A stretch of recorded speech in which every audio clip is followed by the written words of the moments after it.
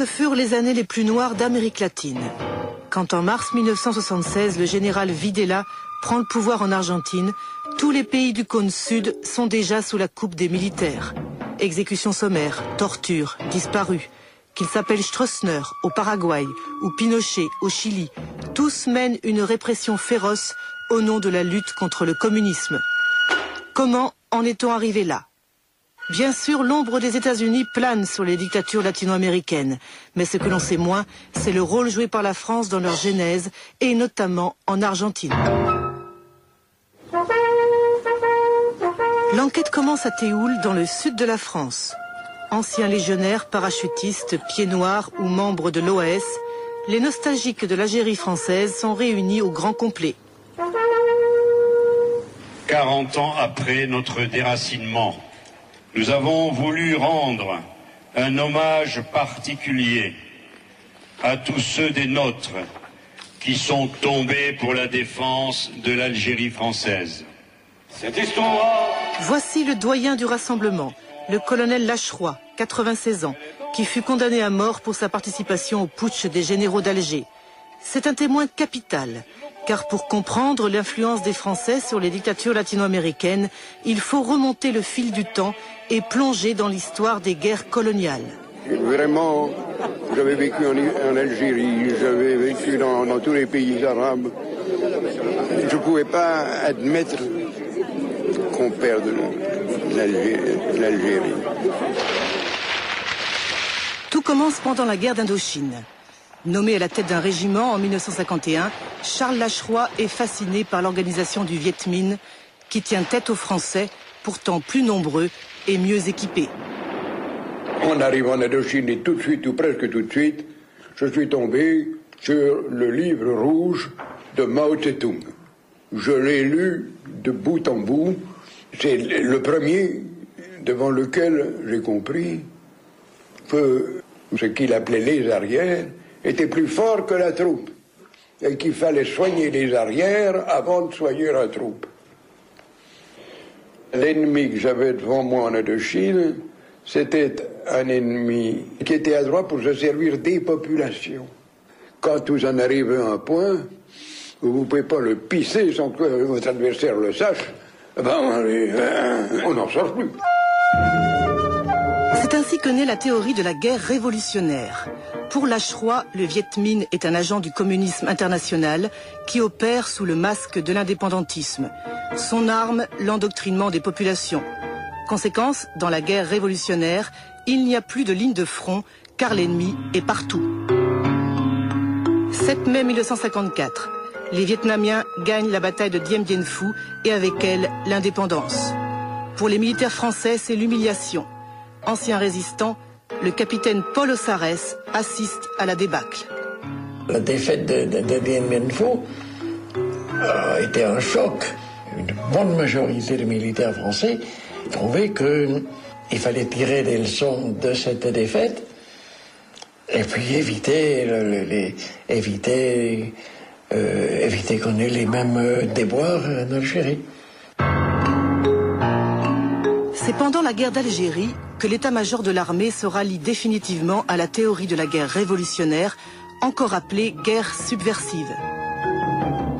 Son obsession, couper le front de libération nationale de ses arrières, c'est-à-dire de la population. Pour cela, les Français innovent. 400 000 soldats sont déployés sur l'ensemble du territoire algérien.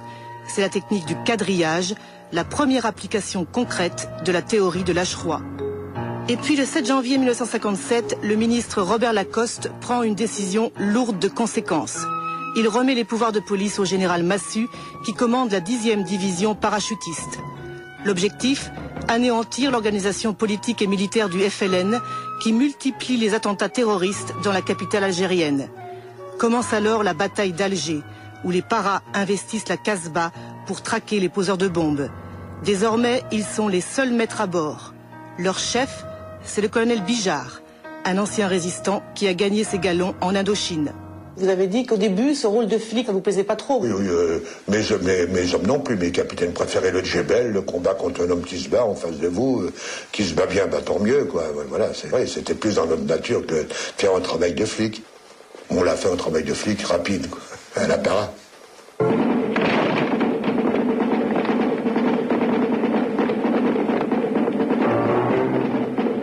Pourquoi on appelle ça une bataille?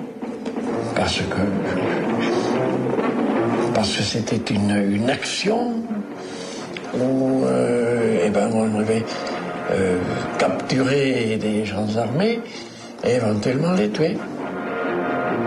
La bataille d'Alger deviendra un modèle de la guerre contre-révolutionnaire. De janvier à septembre 1957, les Français inventent ou systématisent des techniques militaires qui resteront longtemps secrètes.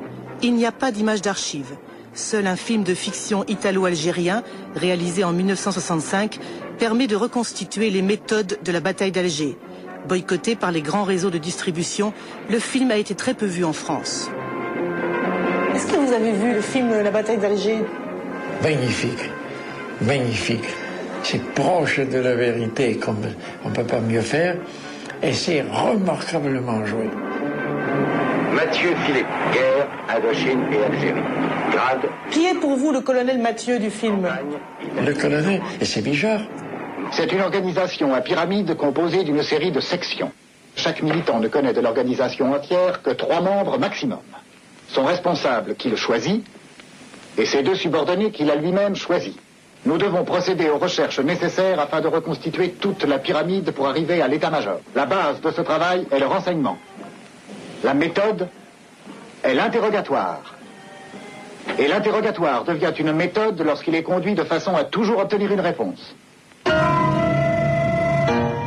Vous pouvez démarrer par le couleur d'affiche, quel est ton chef, il faut trouver le chef. Puis après, il faut remonter les filières. Alors, il y avait réunion des capitaines tous les jours à mon bureau, Chaban, Le Boudec, enfin, mes 5 commandants d'unité qui étaient là tous les jours, à 6 heures du soir. Alors, où en êtes-vous? Alors, il y avait mon destinateur qui mettait les organigrammes, où ça en était. Bien. C'est du bon travail. Là, il y a un vide, il faudrait le retrouver. Mais il n'est pas sur ma compagnie, il est sur l'autre. Alors, je disais, autorisez votre copain à aller le prendre. Enfin, voyez-vous, on allait où était le type. On nous a dit il faut briser la capacité du FLN à commettre des attentats. Et pour ça, il faut avoir les renseignements à tout prix, à tout prix. Et pour vous, ça voulait dire éventuellement l'usage de la torture? Quelle question, y compris la torture. J'avais donné des ordres en disant, mes hommes, vous agirez à bloc contre les vrais poseurs de bombes, et si ça vous sont les bombes, interrogez-les durement. Pas question de leur crever un œil ni de leur couper les oreilles, mais ce qu'on a appelé la gégène, quoi. Que je ne pourrais pas faire, mais mes subordonnés l'ont fait. Et je découvrais, je dis, le responsable du régiment, c'est moi.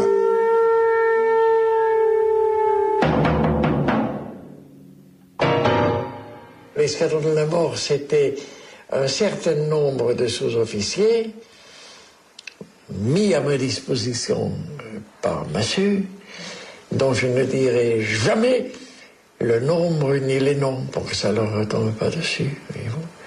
Déjà, on employait ce terme-là à l'époque, déjà pendant la bataille d'Alger? Oui, oui. Ah, ton escadron de la mort. Moi, je passais la nuit dehors. J'allais voir les colonels et les officiers de renseignement des régiments. Et qu'est-ce que vous faites? Et qu'est-ce qui arrive? Et qu'est-ce que vous avez ramassé? On tient le type qui veut poser les bombes, ben on le secoue pour qu'il donne tous les renseignements qu'il peut donner. Et puis s'il ne peut pas tout donner, ben, à force il finit. Ben celui-là, on n'en sortira rien. Voilà. Donc vous faisiez disparaître? Et il disparaît.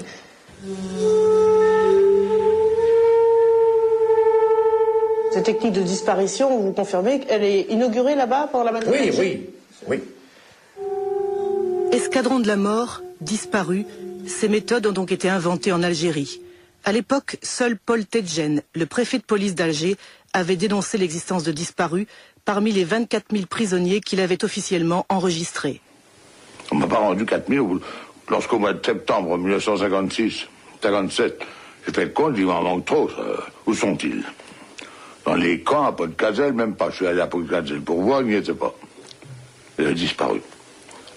Les ouèdes, la mer, les renvoyés. Renvoyer les crevettes Bijard, comme ça qu'on appelait les hommes. On mettait les pieds dans une bassine de ciment.